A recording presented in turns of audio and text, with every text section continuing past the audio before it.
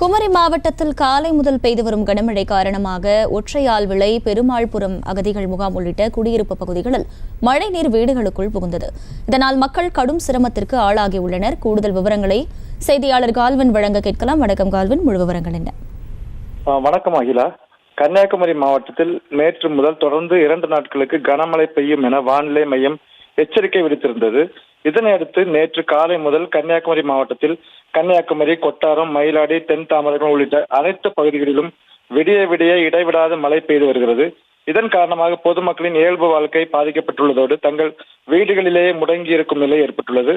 இந்த கனமழை காரணமாக கன்னியாகுமரி அருகே உள்ள ஒற்றையால் விளை, பெருமாள்புரம் இலங்கை அகதிகள் முகாம் மற்றும் சுற்று வட்டார பகுதிகளில் உள்ள 100க்கும் மேற்பட்ட வீடுகளில் மழை வெள்ளம் சூழ்ந்துள்ளது. மேலும் வீடுகளுக்குள்ளும் வெள்ளம் புகுந்துள்ளதால் வீட்டில் இருந்து பொருட்கள் சேதமடைந்துள்ளது. இதனால் அப்பகுதியை சேர்ந்த மக்கள் பெரும் சிரமப்பட்டு வருகிறார்கள். இதனைத் தொடர்ந்து தங்கள் வீடுகளில் புகுந்த மழை நீரை அப்புறப்படுத்தும் பணியில் வீட்டில் வசிப்பவர்கள் ஈடுபட்டு வருகிறார்கள்.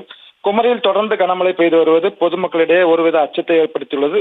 கனமழை காரணமாக பயணிகளின் பாதுகாப்பு கருதி சர்வதேச சுற்றுலாத்தலமான கன்னியாகுமரி கடல் நடுவே அமைந்துள்ள விவேகானந்த நினைவு மண்டபம் மற்றும் திருவள்ளுவர் சிலைக்கு செல்லும் சுற்றுலா பயணிகள் படகு போக்குவரத்து ரத்து செய்யப்பட்டுள்ளது. அகிலா, செய்திகளை உடனுக்குடனும் துல்லியமாகவும் தெரிந்து கொள்ள சப்ஸ்கிரைப் பண்ணுங்க.